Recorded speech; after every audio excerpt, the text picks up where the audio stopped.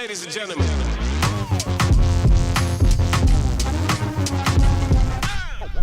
Hi, I'm Pete Moore and welcome to PCM Guns. And this is the Reximex LYRA-K. If you know your Reximex rifles, they had a full-length rifle called just the LYRA, typical PCP, air cylinder under the barrel, long barrel, usual stuff.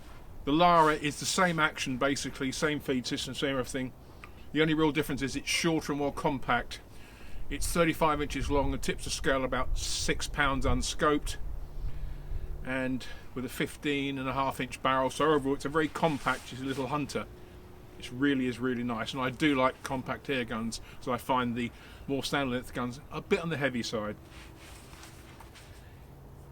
The build is nothing in terms of new, but it's just nicely executed. It has a Bathlon type side lever. I do like side lever cocking. I've got two PCPs and both are side lever. I wouldn't want a bolt action at the rear, to be brutally honest. It comes with a Picatinny rail as standard, which again is a great feature. There's a power adjuster here if you want to, but from my point of view, I'd sooner have the gun running at full power because I'd use it for hunting only.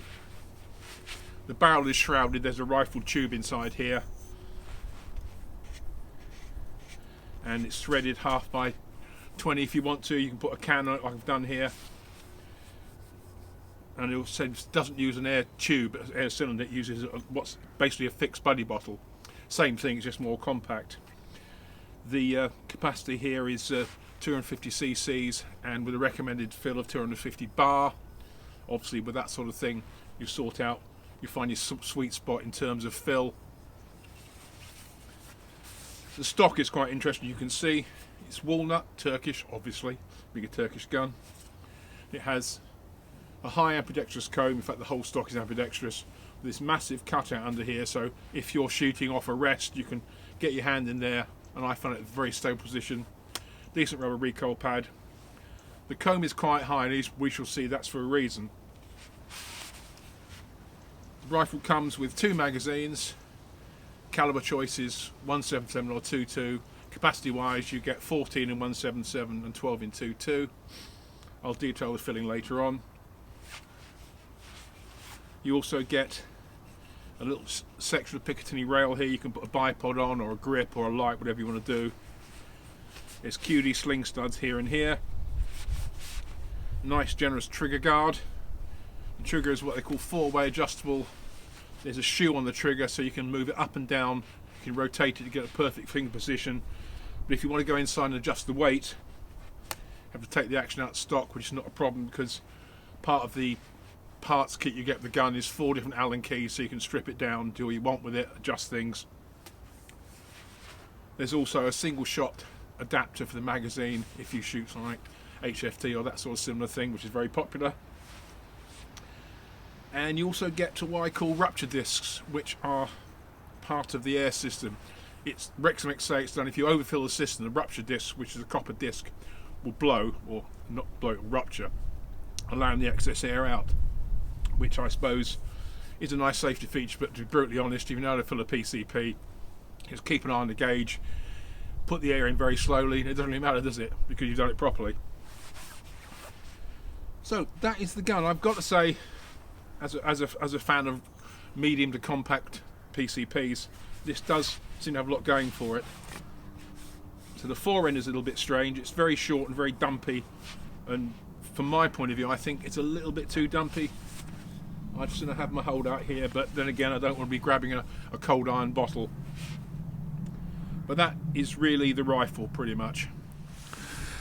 Flipping the gun over, we can see that unlike most PCPs that use an air tank rather than a buddy bottle, which usually has a filling adapter at the end, the LYRA-K has a filling adapter up inside the fore end, which is quite nice, and next to it is the air gauge, which does cure the problem because a lot of people don't like filling a gun from the front when the air gauge is at the front, and I rather like that, I must say.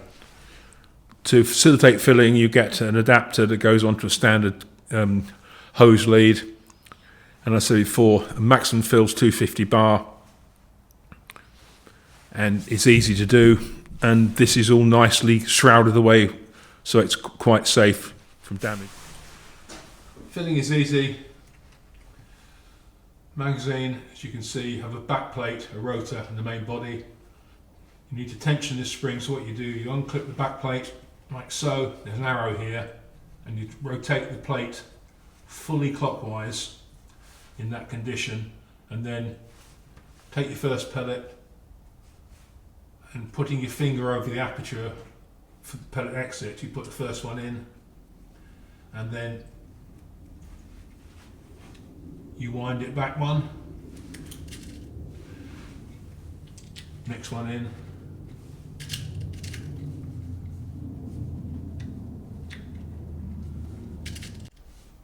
so this is a 2-2, so it takes 12, and then that's the final one there. Then once you're in that position, all you do is click it up so it's locked, and there's your mag full. Let's fire a few rounds.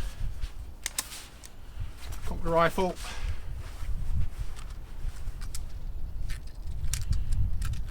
Magazine's got a little spline built into the front face. There's a slot in there, so make sure your action's all the way open. Feed it in.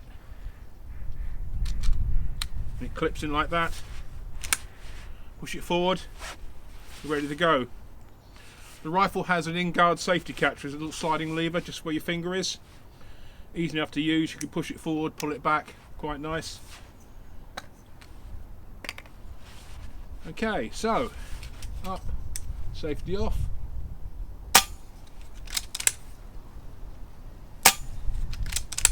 You see the moderator makes a lot of difference in terms of signature.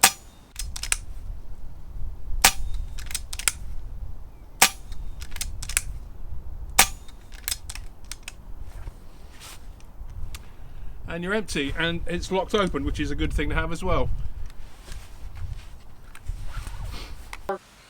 Okay, so that's the LYRA-K. Ballistics wise, my ballistic program on my phone is not playing today, so I can't do the usual clever stuff. But I measured up the targets on average with the RWS field line 15.9 grain 2-2 pellet. I'm getting sub half-inch groups at 30 yards. A different pellet might tighten that up, but half-inch isn't too bad when you really think about it. Average speed is 570 feet per second, and with an extreme spread of just 2.6 feet per second, which is pretty tight. But then again, with most PCPs, they are a very efficient gun to shoot, and they do show some very good figures. Energy wise, coming in around about 11 foot-pounds, maybe a bit more, but that's about it, which is just below the legal limit, which is nice, but there's plenty of crunch there, there really is. So no complaints from that point of view. In use, I had a few problems with the probe not putting the pellet in easily, but I put that down to new gun, because after I've got about 4 or 5 mags through it, it started to smooth up, and then it's not a real problem at all. Trigger's nice, you can adjust it. It came from the box, probably about £2, maybe a bit less. And I just mucked about with the shoe a little bit, because you can rotate it for your finger and the height. But again, sweet really. If I'd done nothing to the trigger at all, I wouldn't ever change it, and nor would I complain. The comb seems a bit high, but when you see how the magazine fits in the rifle, you realise that you do need high mounts. So just bear that in mind when you're scoping up. Filling is as you might expect. You get a QD coupler, go straight onto the nipple underneath there. One thing I did find about it is once you've filled it up, and even after you've bled the gas line and the air line out, I found the coupler very hard to manipulate, because there's not a lot of room where it's inset. I found I got a little tiny sort of lever and just pushed up on the side of the collar, and it came out. But that's no real problem at all. One of my little niggles, which is just silly, but it's just me. This Picatinny section here, which is useful, I must admit, there's only one screw that holds it in position, and it's not that secure because it can swivel, so just bear that in mind. And the QD sling studs, okay for a sling, very good, but A Harris will fit on there just about, and that might be a better option, I don't know. The other little caveat I found on a couple of guns of this nature is that the 1/2x20 adapter, which is actually a centralising nut as well, because this is an exterior tube and inside is the actual rifle barrel. And if you're winding on and off this thread protractor, you can slack this off. And I did some experimentation with it in other guns, and if you just slack it off a little bit, actually changes dramatically, because this actually keeps the barrel in tension inside this shroud. So that's what things to think about. But really, what you get with it, 2 magazines, Allen keys, washers, those blow-off copper washers if you overfill, the filling adapter, all for a recommended retail of $425. You know, you are really getting a lot of gun for the money, especially as it's regulated. And so I was getting, today, though it's been cold, it's been quite bright, I was getting 80 decent shots out of the rifle, all pretty much within the same velocity. If you can get 80 shots out of a little compact like this, it's not doing too badly. So overall, I think it's a cracking rifle for the money. I mean, you can't complain of that sort of money, it's ridiculous. So, yeah, thumbs up from me. Little things really niggles from my point of view, but I would not be unhappy with this rifle, I really wouldn't. So, I hope you enjoyed that. If you did, tell your friends. Don't forget, like and support the channel. If you need to speak to me, it's the usual thing, pmoore.shootingsports@gmail.com. And I'll see you again soon with some more air and fire. Okay guys, stay safe, shoot straight.